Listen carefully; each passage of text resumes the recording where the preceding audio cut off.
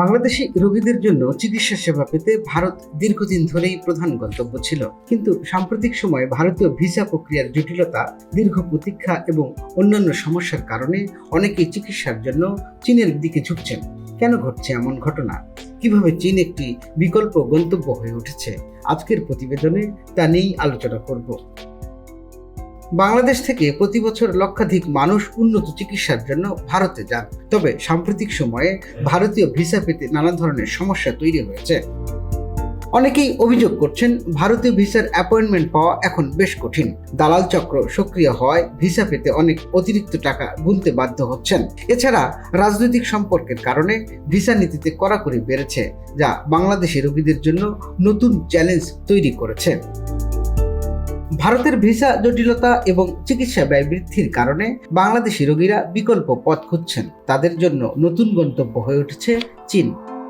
চীনে আন্তর্জাতিক মানের হাসপাতাল রয়েছে, যেখানে উন্নত প্রযুক্তি, দক্ষ চিকিৎসক ও তুলনামূলক কম খরচে চিকিৎসা সেবা পাওয়া যায়। বিশেষ করে হৃদরোগ, ক্যান্সার, অর্থোপেডিক্স, কসমেটিক সার্জারি এবং আইভিএফ চিকিৎসার জন্য চীন দ্রুত জনপ্রিয় হয়ে উঠছে। ভারতের তুলনায় চীনের ভিসা প্রক্রিয়া অনেক সহজ।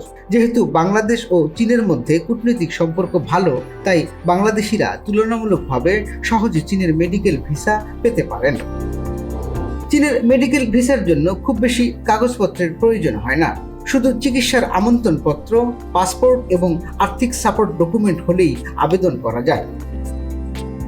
বাংলাদেশি রোগীদের চীনের চিকিৎসা নিতে আরও সহজ করতে বেশ কয়েকটি হাসপাতাল বাংলাভাষী দোভাষী নিয়োগ দিয়েছে, ফলে ভাষাগত সমস্যারও আর বাধা হয়ে দাঁড়াচ্ছে না।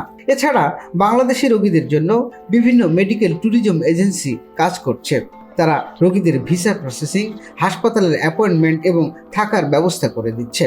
শুধু চিকিৎসাই নয়, বাংলাদেশি রোগীরা চিকিৎসার পাশাপাশি চীনের দর্শনীয় স্থানগুলো ঘুরে দেখার সুযোগ পাচ্ছেন। চিকিৎসার পর মানসিক প্রশান্তির জন্য তারা পর্যটন সুবিধাও উপভোগ করেন। ভারতের তুলনায় চীনের কিছু চিকিৎসা সেবা তুলনামূলক কম খরচে পাওয়া যায়। বিশেষ করে হৃদরোগ, নিউরোলজি এবং কসমেটিক সার্জারির ক্ষেত্রে চীনে খরচ অনেক কম। বাংলাদেশি রোগীদের চিকিৎসার জন্য ভারত দীর্ঘদিন ধরে প্রধান গন্তব্য হলেও ভিসা জটিলতা ও অন্যান্য সমস্যার কারণে এখন চীন একটি গুরুত্বপূর্ণ বিকল্প হয়ে উঠেছে। উন্নত চিকিৎসা, সহজ ভিসা প্রক্রিয়া এবং কম খরচের কারণে আগামীতে আরও বেশি রোগী চীনে যেতে পারেন। এখন এ পর্যন্তই। খবর সংযোগের সঙ্গে থাকার জন্য ধন্যবাদ। দেখা হবে পরবর্তী সংবাদে। সে পর্যন্ত ভালো থাকুন, সুস্থ থাকুন। টুটুল রহমান, খবর সংযোগ।